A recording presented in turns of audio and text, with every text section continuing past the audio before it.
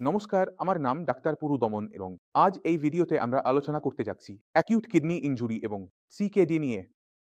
কারণ যখনই কোনো রোগী আসে, তখন সে জানেই না তার অ্যাকিউট কিডনি ইনজুরি হয়েছে নাকি সিকেডি। তাই যখনই একজন রোগী ডাক্তার কাছে যায়, তখন সে রিপোর্ট দেখিয়ে বলে, ডাক্তার সাহেব আমার লেভেল এত এত হয়ে গেছে। তাহলে ডাক্তারদের প্রথম কাজ হলো রোগীকে বিচার করা যে রোগটি কোনটি। এখন অ্যাকিউট কিডনি ইনজুরির পেছনে কারণ আলাদা, আর সিকেডির পেছনে কারণ আলাদা।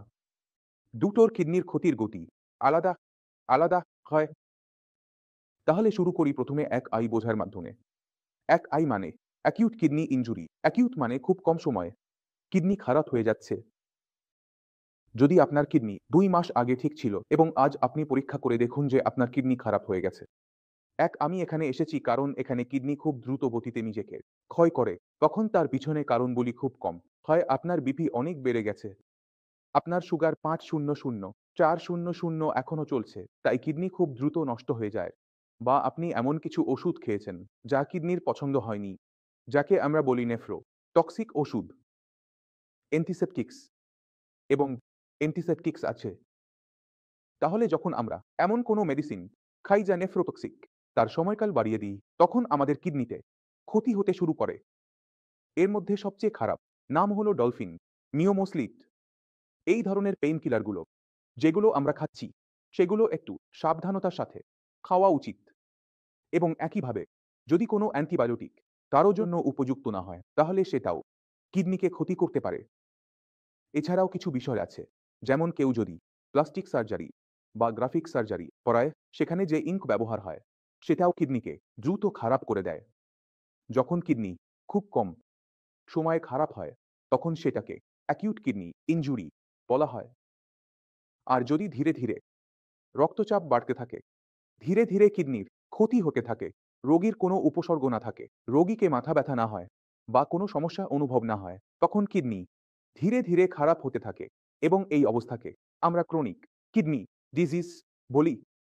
এর পেছনে মূলত দুইটি কারণ থাকে, রক্তচাপ এবং ডায়াবেটিস। যখন সেই প্রকোষ্ঠগুলি বৃদ্ধি পাবে, তখন একটি চোখ থাকবে, যখন তারা ধীরে ধীরে বাড়বে, তারা ধীরে ধীরে কিডনির ক্ষতি করবে এবং আমরা তাকে ক্রনিক কিডনি রোগ বলবো। তাই এর আ এবং এর মধ্যে প্রথম পার্থক্য হলো কিডনি ব্যর্থতার গতি। এখন পুনরুদ্ধারের বিষয়ে কথা বলি, এতে পুনরুদ্ধার দ্রুত হয় নাকি ধীরে ধীরে হয়। যদি আমরা অ্যাকিউট কিডনি ইনজুরির কথা বলি, তাহলে যদি সঠিকভাবে চিকিৎসা শুরু করা হয়, তাহলে এতে পুনরুদ্ধারও দ্রুত হয়। এখন সিকেডির দিকে যাই। এখানে লেভেল ধীরে ধীরে বাড়ছিল, তাই ধীরে ধীরে নিচে আসবে। কারণ এখানে কিডনির ভিতরে যে স্ট্রাকচার আছে, যে নেফ্রনগুলো আছে, সেগুলোর পরিবর্তন হয়ে যায়। অন্যদিকে অ্যাকিউট কিডনি ইনজুরিতে আমরা দেখি যে কিডনির ভিতরের স্ট্রাকচার, নেফ্রন এবং কোর্টেক্স মেডুলা ঠিক থাকে। তাই যদি কোনো কিছুর স্ট্রাকচার ঠিক থাকে, তাহলে সেটাকে ব্যবহার করা সহজ হয়, ফলে সেটি দ্রুত কাজ করতে পারে। কিন্তু যদি কেউ তার স্ট্রাকচারই পরিবর্তন করে, তাহলে সেখানকার স্ট্রাকচারের ক্ষতির কারণে পুনরুদ্ধারে সমস্যা দেখা দেয়। এখন আরেকটি অবস্থার কথা বলি। ধরুন আমার ডায়াবেটিস ছিল। ডায়াবেটিসের কারণে আমার লেভেল 250/300 ছিল। আমি ইনসুলিন নিতাম, লেভেলও 4-5 চলছিল। আমি ইনসুলিনের একটি দিন মিস করলাম, আমার শর্করা 405/410 হয়ে গেল। ক্রনিক কিডনি ডিজিজের কারণে আমার আগে থেকেই সমস্যা ছিল, কিন্তু ইনসুলিন না নেওয়ার কারণে আমার শর্করা স্পাইক আপ করলো। তখন কি হলো? অ্যাকিউট ইনজুরি শুরু হয়ে গেল। এটাকে আমরা বলি এক আই অন সিকেডি, অর্থাৎ কিডনি যা আগে ধীরে ধীরে খারাপ হচ্ছিল, সেটি হঠাৎ দ্রুত হয়ে গেল।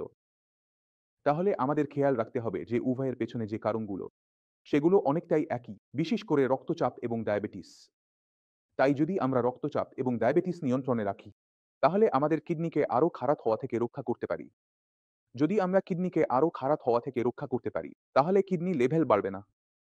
যখন কিডনি লেভেল আমাদের স্থিতিশীল হয়ে যায়, তখন সেটি পুনরুদ্ধার শুরু করতে পারে। কখনোই এমন হবে না যে একদিকে কিডনি ক্ষতি পাচ্ছে এবং অন্যদিকে সেটি ঠিকও হচ্ছে। তাই প্রথমে ক্ষতি বন্ধ করতে হবে, তারপর পুনরুদ্ধারের বিষয়ে ভাবতে পারব। আমি আশা করি এই ভিডিও থেকে আপনি ৩টি বিষয় সম্পর্কে বুঝতে পেরেছেন। এক আই, সিকেডি এবং এক আই ও সিকেডির মধ্যে পার্থক্য। তবুও যদি আপনার মনে কোনো সন্দেহ থাকে বা কিছু জানতে চান, তাহলে আপনি আমাকে জিজ্ঞাসা করতে পারেন। এবং এর সাথে আমি আপনাদের সবাইকে বিদায় জানাচ্ছি। পরবর্তী ভিডিওতে দেখা হবে। ততক্ষণ পর্যন্ত নমস্কার।